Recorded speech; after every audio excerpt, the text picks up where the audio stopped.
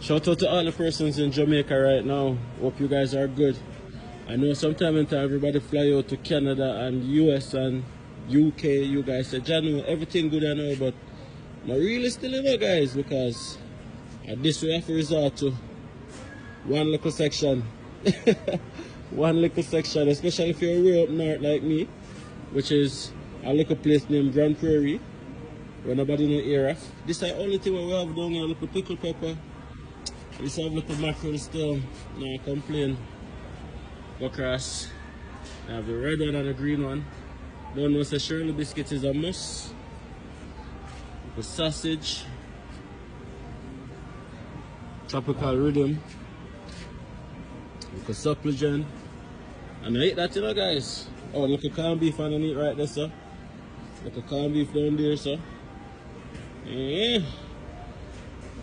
Them selling up some Akina too, look a can. Look a callaloo. Jaja. This is it, you know, guys. Look a coconut milk. Yeah, man. So we're living in these foreign countries. I'm sorry for you guys.